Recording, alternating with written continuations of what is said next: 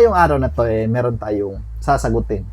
Sa grupo kasi natin, Salon Business Owners PH, may nag-post doon, no, medyo mahaba yung post niya, pero ang punto dito, no, paiksiin ko na lang, meron siyang staff na parang naiwanan niya, tapos mali yung dineclare na sales. Halimbawa, yung benta ng sales is 600 yung services, pero 500 lang yung nilista.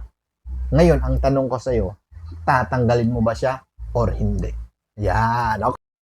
Yo, what's up? Good afternoon mga salon owners. So, kumusta kayo dyan? Time check natin ngayon 12:15 na ng hapon, no? At ngayon, ang araw na to, meron tayong sasaguting isa na namang katanungan, syempre. Bale, meron kasi tayong grupo, Salon Business Owners PH. Pasok kung gusto nyo matuto sa pagpapatakbo ng salon business, pag-handle ng tauhan, ng staff na masasakit sa ulo.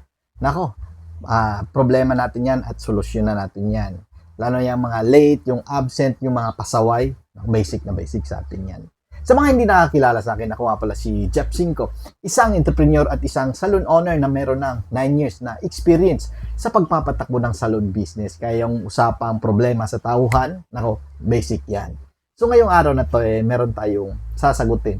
Sa grupo kasi natin, Salon Business Owners PH, may nag-post doon, no, medyo mahaba yung post niya, pero ang punto dito, no, paiksiin ko na lang, meron siyang staff na parang naiwanan niya, tapos mali yung dineclare na sales. Halimbawa, yung benta ng sales is 600 yung services, pero 500 lang yung nilista.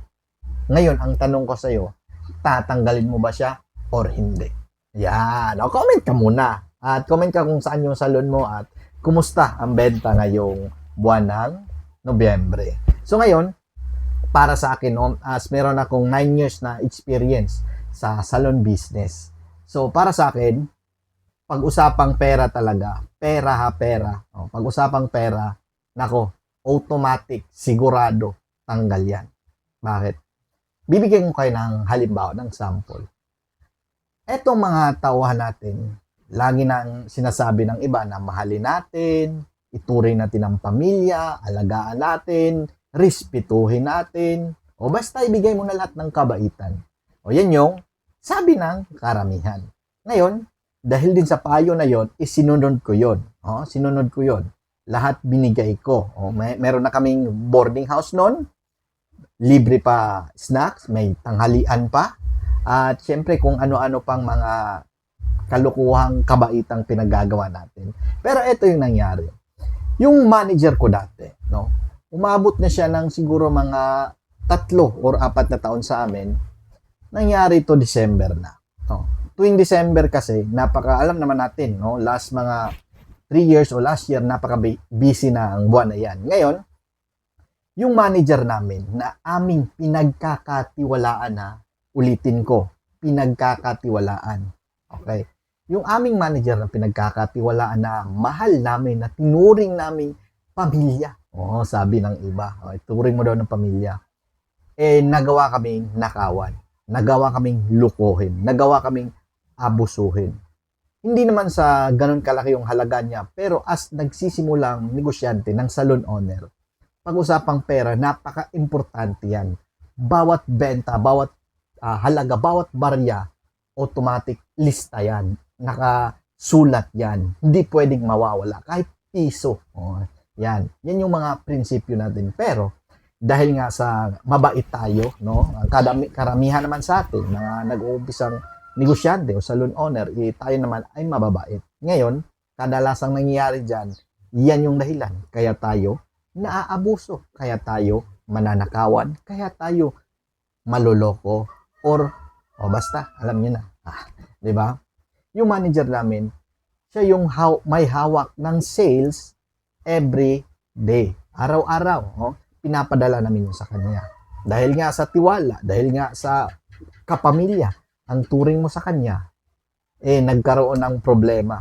Noong mga panahon yun, nagkalindol dito sa Mindanao, sa Digos, Davao del Sur. Nagkaroon ng lindol. So yung manager namin, itakot na takot. Umuwi ngayon sa kanila. wala namang problema. Okay lang naman, wala namang issue doon na umuwi siya. Na umuwi siya. Pero dahil sa tiwala natin, hindi natin tinitingnan kung magkano ba yung dala niya, nandun ba sa kanyang pera, kasi, tiwala nga, pamilya nga, di ba? So, hanggang sa umabot yung 1 linggo, 2 linggo, hindi pa rin siya bumalik. Doon ako kinabahan. Doon ako medyo natakot. Siyempre naman, sino bang hindi matatakot dyan? No? Hanggat sa inabot na ng halos 3 linggo, hindi pa siya bumabalik, no? Doon ko na siya pinatext o chat ng asawa ko. So ngayon, sa madaling, in short, no, madaling usapan, hindi siya bumalik agad kasi yung pera na benta niya sa loob ng 3 days o 4 days yata yon, inawaldas niya, nawala niya, naubos niya, nagastos niya, no? Ayon sa kanya, yun daw ay hiniram ng kaibigan niya. So wala na tayo doon, may basta kwento niya yon.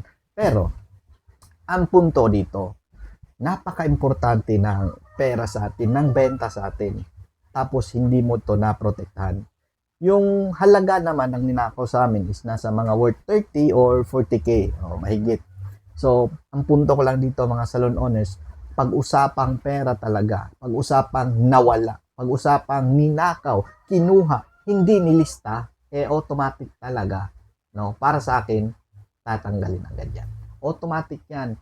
Tanggal yung mga staff na yan. Kasi, no, mga salon owners, naniniwala kasi ako na kung mabuti kang tao, mabuti kang empleyado, mabuti kang tauhan, hindi mo maisip na nakawan o abusuhin yang amo mo. Di ba?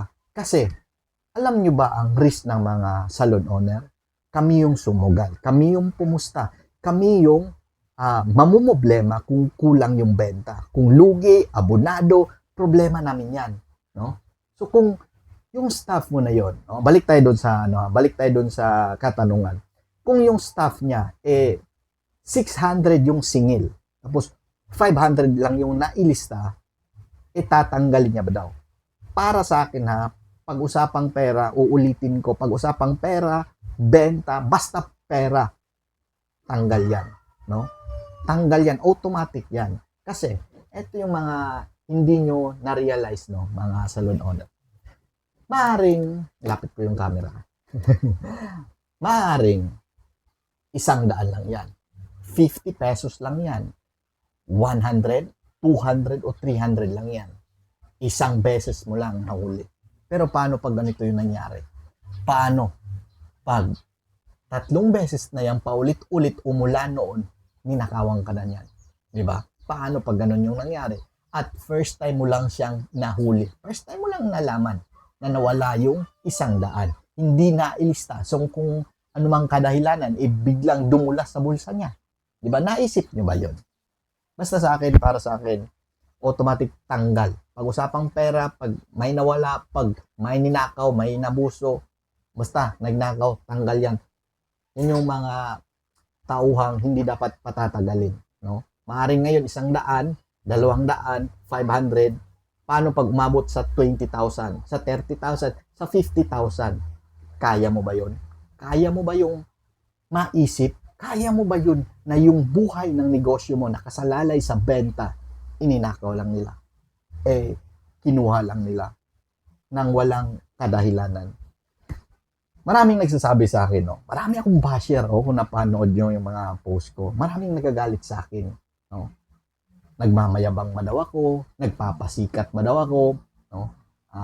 Ano ba daw yung trip ko? Bakit daw ako nag-vlog? Bakit ako nag-share? Alam niyo mga salon owners, naniniwala ako na tayong mga entrepreneur o mga salon owner ang may kakayahang tumulong mabago ang bansang Pilipinas. Dahil laki na ng problema natin, mga korupsyon, lalo na sa mga, basta wag na natin pangalanan.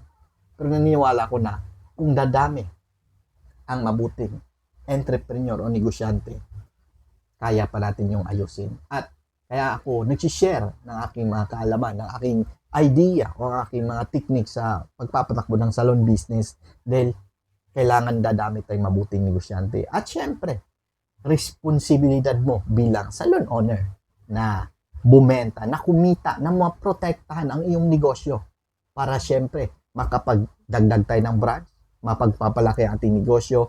At ito yung pinaka-importante sa lahat, mga salon owners, alalahanin nyo. Makapagbigay tayo ng maraming trabaho dito sa bansang Pilipinas. Napakaganda nun. No? Isipin mo, ito na lang sa akin. Meron ako ngayong 30 na staff. Isipin nyo, kung ilang pamilya ang natutulungan natin sa araw-araw. Nabigyan natin ng hanap buhay. Na din sila kumukuha ng panggastos nila araw-araw.